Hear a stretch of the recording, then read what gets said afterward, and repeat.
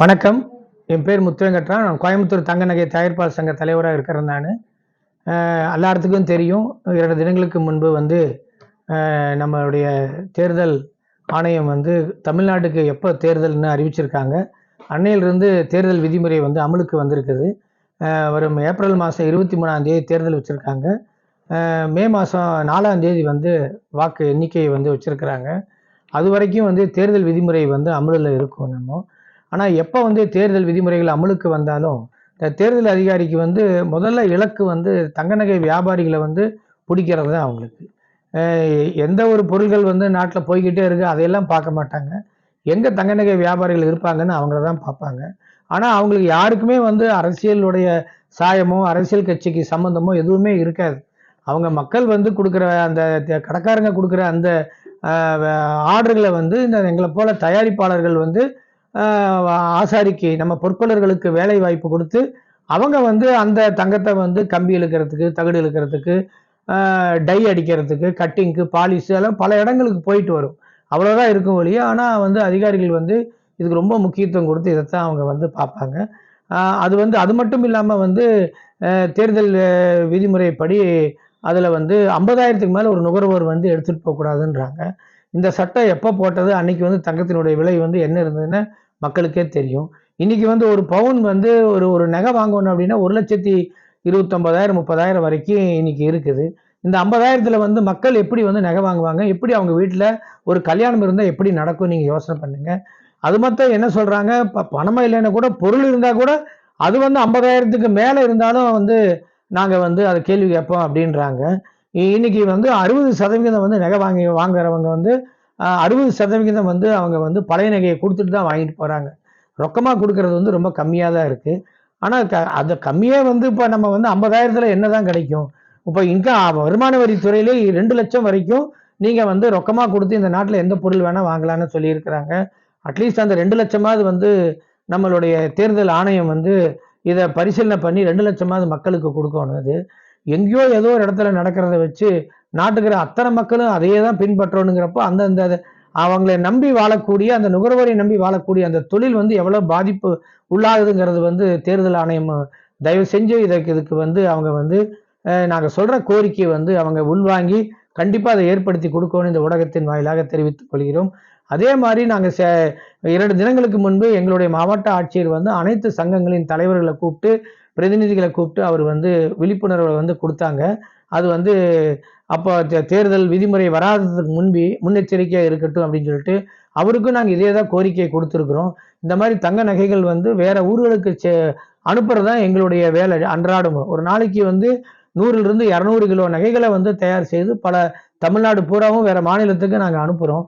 அப்படி அனுப்பும் பொழுது முறைப்படி ஆவணத்தோடு தான் அனுப்புகிறோம். ஆனால் அதை சரிபார்க்குற அந்த தேர்தல் அதிகாரி வந்து இது என்னன்னு எங்களுக்கு தெரியாது, நீங்கள் வந்து ஜிஎஸ்டியில் கொடுக்குறோம் இல்லை இன்கம் டேக்ஸில் கொடுக்குறோம் அப்படின்னு அவங்க சொல்லுவாங்க. அப்படி சொல்லும் பொழுது வருமான வரித்துறை அதிகாரிகள் வந்து அவங்களுடைய வழிமுறை எப்படியோ அதையெல்லாம் பார்த்து சரி பார்த்து தான் கொடுக்க வேண்டியதாக இருக்குது. போன தேர்தல் நடக்கும்போது பாராளுமன்ற தேர்தல் நடக்கும் பொழுது சென்னையில் தமிழ்நாடுடைய தலைமை தேர்தல் அலுவலராக வந்து அவரை சந்தித்து நாங்கள் மனு கொடுத்து ஒரு குழு ஒன்று போடுங்க, எங்கே வந்து நிறுத்துறாங்களோ அங்கேயே அந்த குழு வந்து ஜிஎஸ்டி அதிகாரிகள், வருமான வரித்துறை அதிகாரிகள், அதே மாதிரி தேர்தல் ஆணையத்தினுடைய அதிகாரிகள் ஒரு 5 பேர் அந்த குழு போட்டிங்கன்னா எங்கே வந்து நிறுத்துறாங்களோ அதே ஸ்பாட்டுக்கு அவங்க வந்துட்டாங்க அப்படின்னா அந்த இடத்துல பார்த்து அவங்களுடைய துறை சார்ந்த ஆவணங்கள் இருக்கான்னு சரி பார்த்து அங்கேயே விட்டுறலான்னு சொல்லியிருந்தோம். அதே மாதிரி போன முறை வந்து 56 பார்சல் வந்து இவங்க வந்து சரி பார்க்கணும்னு சொன்னாங்க தேர்தல் அதிகாரிகள். உடனே வருமான வரித்துறையிலிருந்து ஜிஎஸ்டி அதிகாரிகளும் வந்து சரி பார்த்து உடனே அந்த அந்த பார்சல்கள் எல்லாம் திருப்பி அனுப்பப்பட்டது. அதனால வந்து தொழில் வந்து முடக்கப்படலை.